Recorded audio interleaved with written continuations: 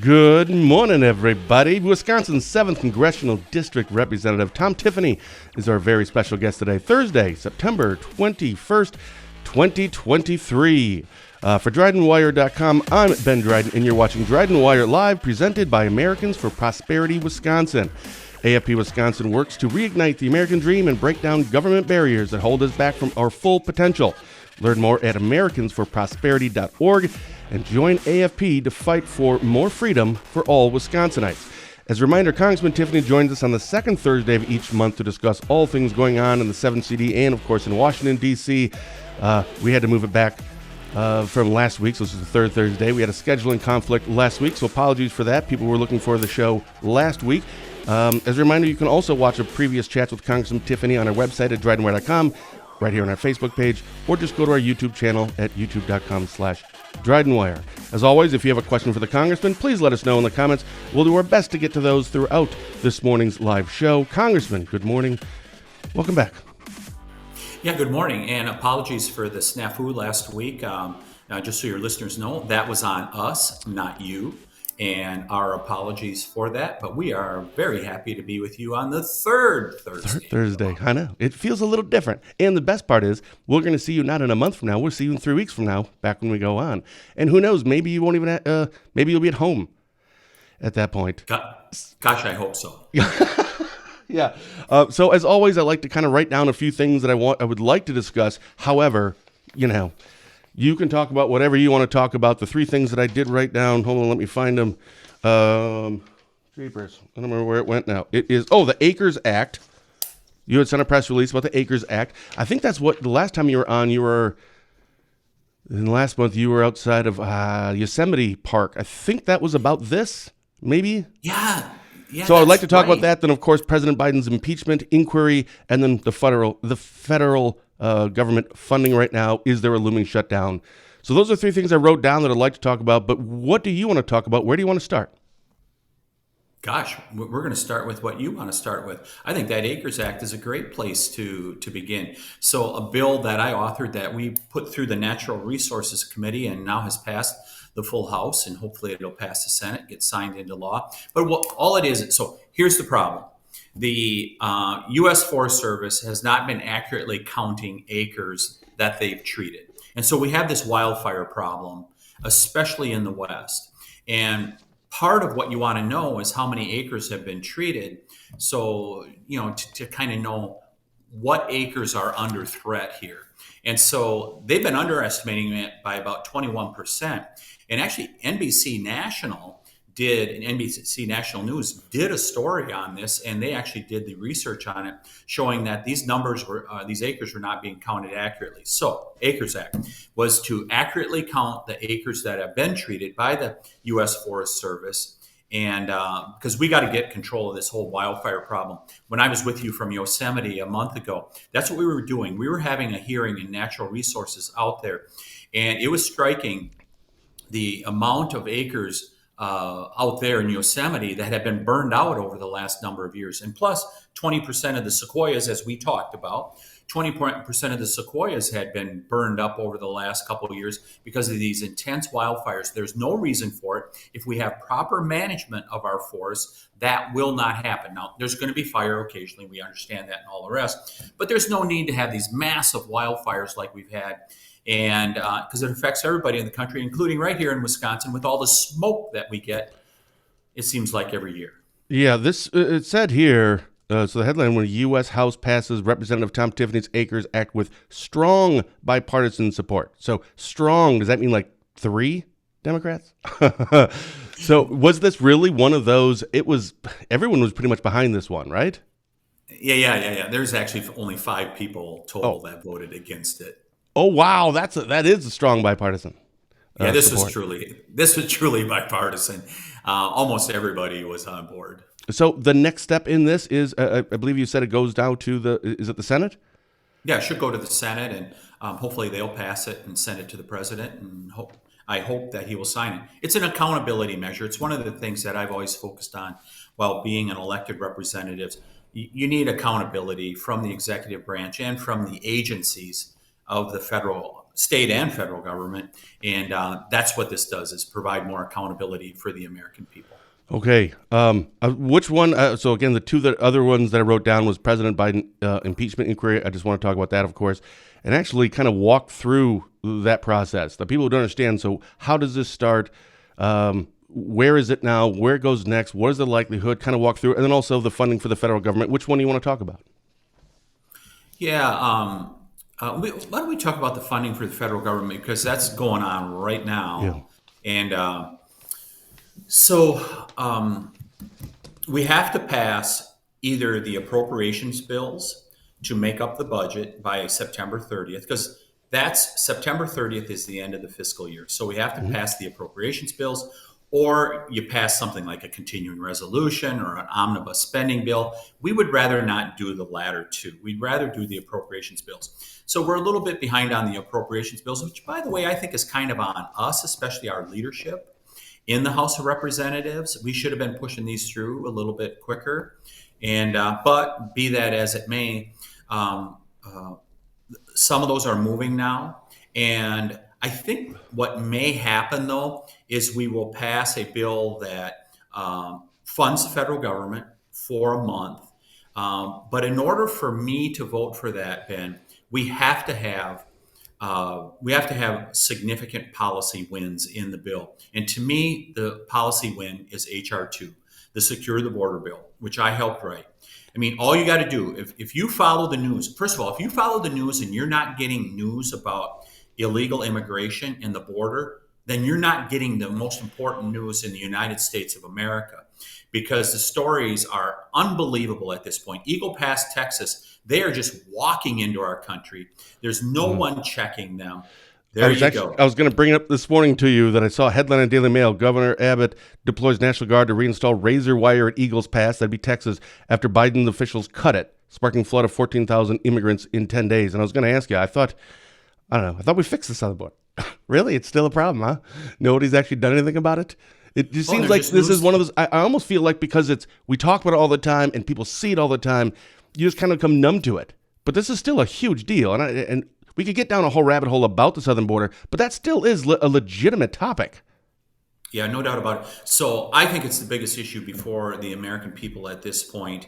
And I believe we give the Democrats in the Senate a choice. I believe we should pass a bill in regards to funding the government for another 30 days, but we attach H.R. 2, which is the Secure the Border bill, because it's affecting everybody across the country. New York City, I mean, they can't even handle it. The mayor is screaming, no mas at this point. And let's attach it, and let's see what the Senate is going to do with it. Democrats in the Senate get to choose. Are you going to are you going to secure the border? Are you going to close the border? Or are you going to close government? That's going to be your choice if we're able to pass this. Now, we got to get our stuff together here within our conference, but hopefully that'll happen over the next week, and we'll be able to get that bill forwarded. So you're saying that H.R. 2, unless that is a part of this, could you repeat that part? That unless this is attached, the H.R. 2 part, which is it right now? So there's lots of discussion going on about it, and in most of those discussions, it is included in the bill drafts. But I do not support, for example, in the Senate, both Schumer and McConnell are saying, we're just going to pass what they call a clean CR. In other words, that's all it does is fund the government for another 30 days while we work on these appropriations bills. Unacceptable. That's the status quo. We are getting further and further in debt. We have to do something about this budgetary stuff. So in the bill that I'm favoring, we reduce discretionary spending about 8 to 15%, somewhere in there, and that's discretionary spending. We protect defense and veterans, but we make sure that we cut some spending, and then we add H.R. 2, the Secure the Border bill. Let's get the border secure, and let's find out who wants to close the border or close our government. You get a choice.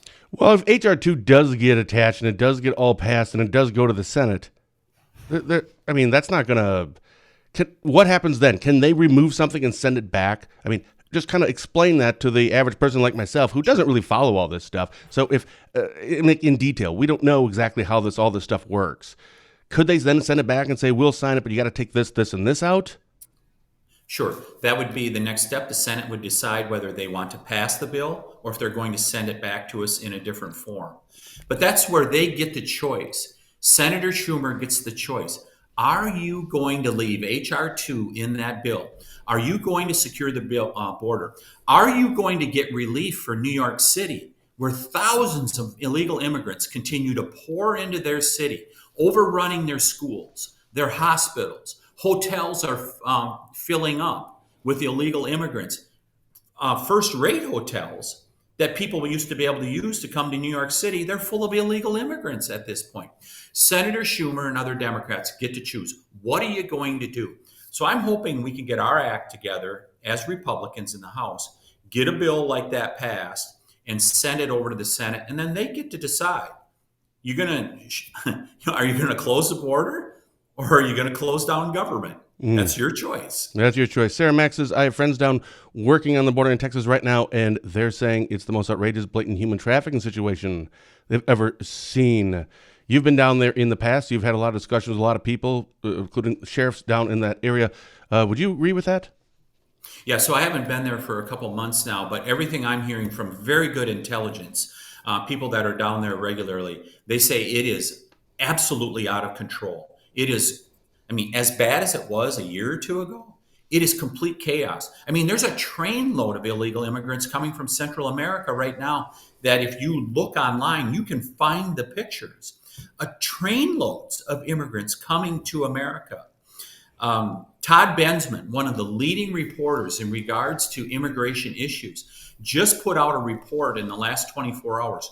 Over 1 million illegal immigrants were flown into America from Mexico, Central America, South America in the past year. So when the Biden administration was saying a few months ago, hey, we've stemmed the flow here, the numbers are being reduced at the border, hell no, they were just pole vaulting them in America. And I was saying exactly that 6 to 8 months ago. And I suspect the quotes are out there somewhere. I've been saying that they're just pole vaulting them in America. They're just not even having them go through the border anymore. They just bring them in. And the Biden administration will not reveal where those planes went in America.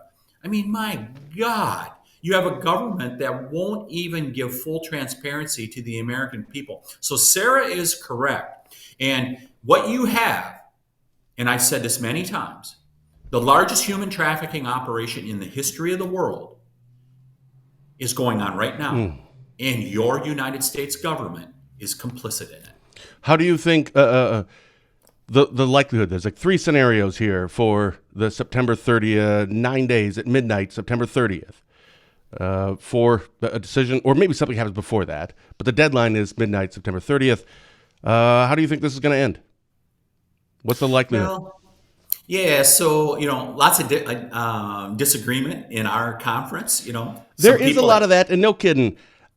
No kidding. People, whether you're a Republican or a Democrat, if you're a citizen, they look at the Republicans in the House right now and say, it's a tire fire. Like, get it together, folks. That's everybody. And the Democrats will say, haha, it's a tire fire. And Republicans are going, man, it's a tire fire. We got to get this in order. Is that a part of this that is keeping everything back, that is preventing it from moving forward? Is the party itself is infighting? Ben, I actually think it's healthy. Let's go back to the speaker debate.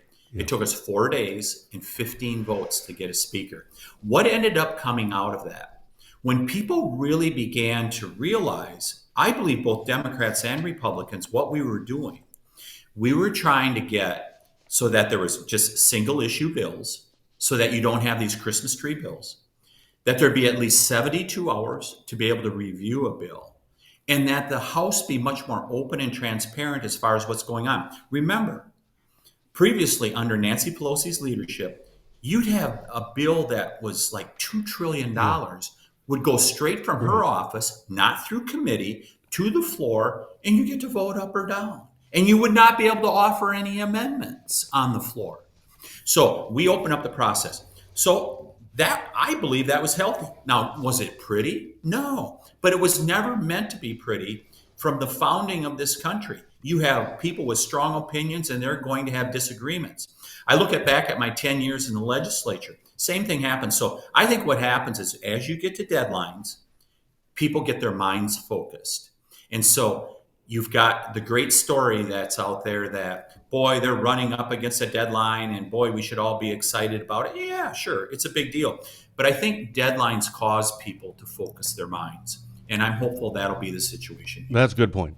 All right, so let's move on to the last one that I've written down. Again, we could talk about anything else, but is regarding the Biden impeachment inquiry. I kind of want to have you walk us through that. We'll get to that in 15 seconds after a word from Spooner Health. In our patient satisfaction surveys and in conversations with patients, they appreciate the fact that staff got to know them. Staff really took their preferences into account, and they just feel grateful that they are being cared for as a person. To learn more about our services, visit spoonerhealth.com.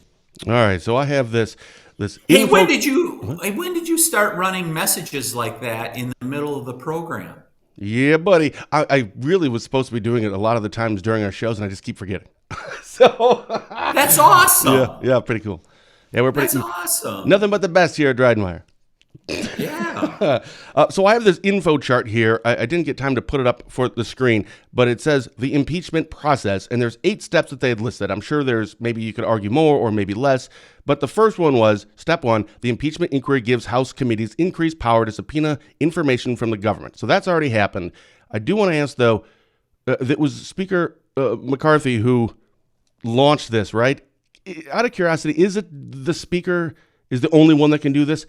Who's able to start this process to move it to the next step? So I'm not sure the legality of the question that you're asking, but it's logical that it would be the Speaker that would make that decision. He's the leader of the House. He would make that decision. So I think, as you identified, Ben, we're at the first step, and it is an impeachment inquiry. This is not impeachment. This is an inquiry. And one of the things that I really like how we've handled this whole thing with the Biden family and all the information that has come out, we've done it in a methodical fashion over the last 4 or 5 months. The Oversight Committee, subcommittee within Judiciary has been very methodical, and other committees have been involved, including Judiciary, which I sit on. And so we found all this information. You know, President Joe Biden said, I didn't have any connection to my son's business. He said that back in 2019. We now know via Devin Archer, Hunter Biden's business partner, that Joe Biden had at least 20 business meetings with his father. We know that there were at least 20 shell companies that were created by the Biden family, that there were at least $20 million that went through those 20 shell companies. Those are all facts. We also know that then Vice President Biden created aliases, email aliases, at least 3 of them, to run information through. Why would you create aliases? It raises a red flag.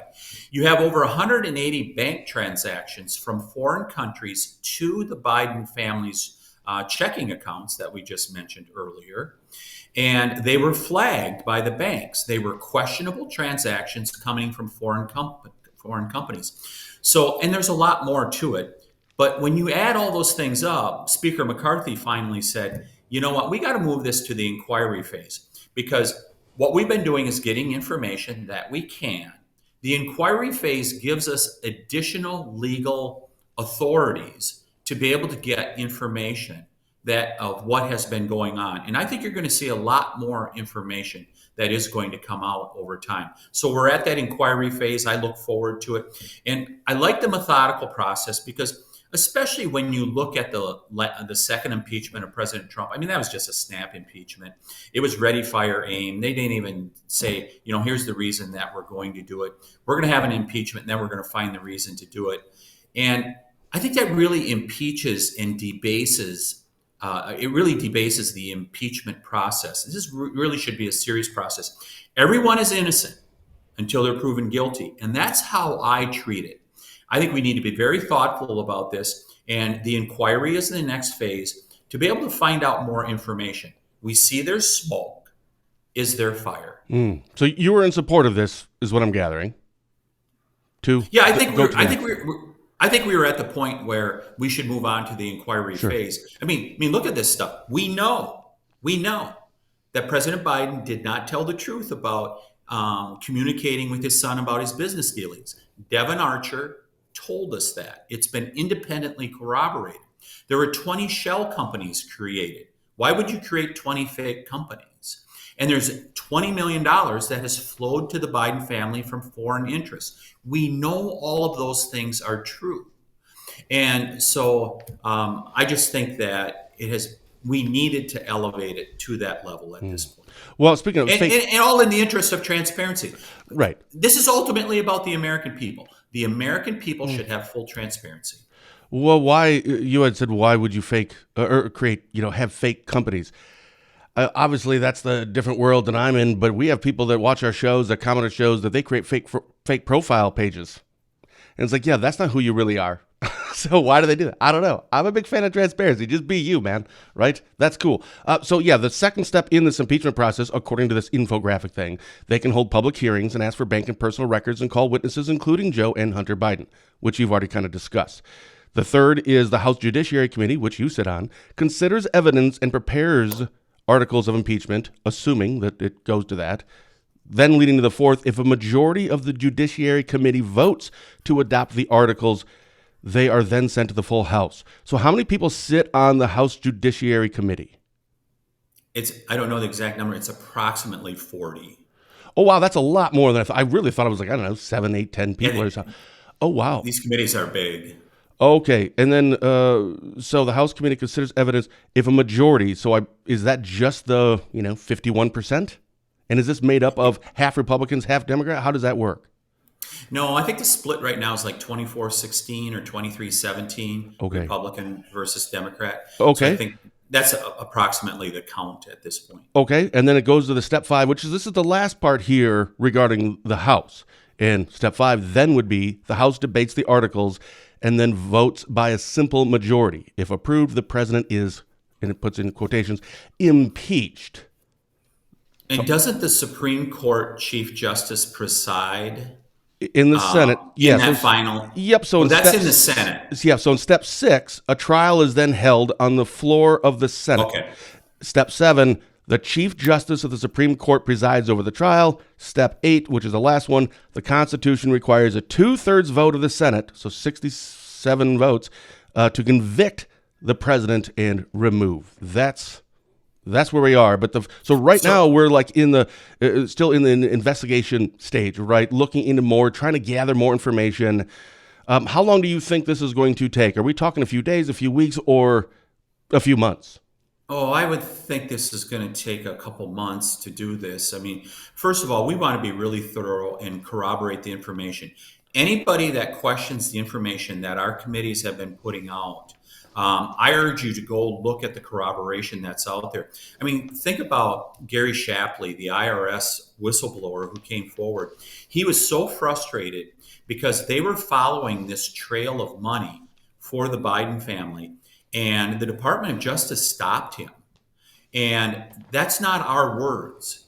That's Gary Shapley, the whistleblower. I mean, so you've got this independently corroborated information. By the way, I want to add something. I was reading, I see Brian commented down there in regards to, what about Jared Kushner and stuff like that. So I'm getting a lot of those what about questions where the Saudis' official position. Oh, sure. There's one.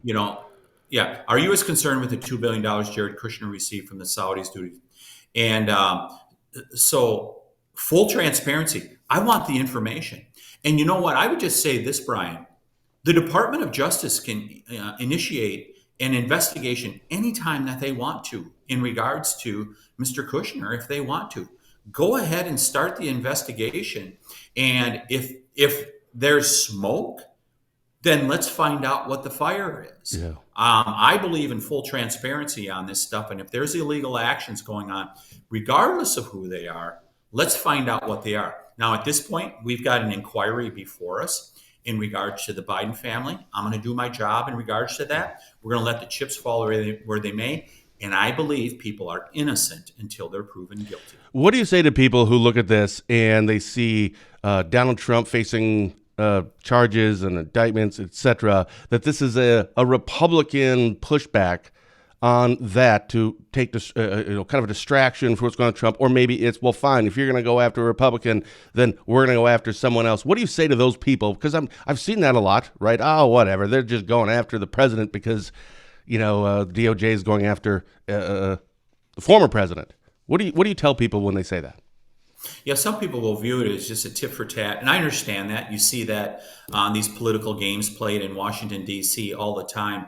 But I go back to the evidence, and I'll just repeat, there was 20 meetings that President Biden had with his son that were business oriented. That was corroborated by Hunter Biden's business partner, Devin Archer. 20 shell companies created. $20 million have flowed there so far. I mean, also, Hunter Biden was shown having written a text message to a Chinese businessman. You better send that $1 million right now, or there's going to be hell to come down on your head. My dad is sitting right here next to me. Snap. That text is out there. Now, I paraphrased a little bit. For those people that are going to fact check, I paraphrased a little bit. But go back and look at that text. So these types of things are out there. And I think this is the president of the United States of America. And I think we should hold him to the highest standard and find out what is going on here. And yeah, I'm on the Judiciary Committee. It's up to me at this point to do my job. Yeah, there was a question I wanted. So I'm sorry, some of these are really long, so I can't really read those and listen to the Congress at the same time. But here's one. Will you be supporting reauthorization of, PEPFAR? I don't even know what that is. I'm assuming you must. Hey, Dan, could you give me the acronym PEPFAR? I've never heard. If you could give that to me, that would be great. That'd be helpful. By the way, just a note to listeners, if you give me a bill number, oftentimes I won't know what the bill number is. Give me a description of the bill, and acronyms like PEPFAR, just let me know what the acronym stands for. So we only have a few minutes left here to kind of put a bow, I think, on this. And I know you're a politician, you don't like hypotheticals, but I'm going to ask one anyway, and you can answer. I'm an elected representative. I'm not a politician. Hey, I'm a citizen legislator. I was a businessman for 20 years, and I got into politics because I thought I disagreed with how spending was going on in Wisconsin, and I went to Congress to deal with spending out here in Washington, D.C., because it's going to be the ruination of our country. Sorry to interrupt. No, that's fine. It's just a lot shorter to say politician. It's hard to say all of that. But I totally get it. I respect that. But to kind of put a bow on this, so let's just assume that all of this that leads to everything that you were just talking about, you're looking into, and these are things that we know now that there's shell companies or fake companies and all this stuff, and it goes through the House and it gets a 51% in the simple majority from the House where that person's impeached, where the president would be impeached at that point. Then it goes to the Senate, but with it needing 2/3 of the vote in the Senate, what is the likelihood of that happening?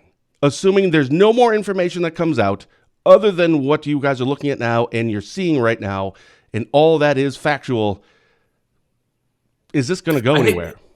I think we'll need more information that's corroborated with the inquiry. I mean, the commitment I make to constituents is that I've not prejudged this, whether to go to impeachment. And so I've not prejudged that. I want to see the evidence. I want to see additional evidence before voting to impeach. And so I believe, I'll just speak for myself, I believe if we impeach vote for it in judiciary and in the House, I believe the evidence is will be so strong that I don't know how you'll be able to ignore it, whether you're a Republican or a Democrat. I hope it doesn't get there, but we have to do our job as judiciary members, because in part, and we heard that yesterday with the questioning of Merrick Garland, Attorney General, the Department of Justice is not helping with this. In fact, they're obstructing it in some ways. And so it falls on us as the Judiciary Committee, whether we like it or not, we got to do the heavy lifting here. All right, we only have about a minute left here. There were some other questions in here. Apologies, we didn't get a chance to get to all of those.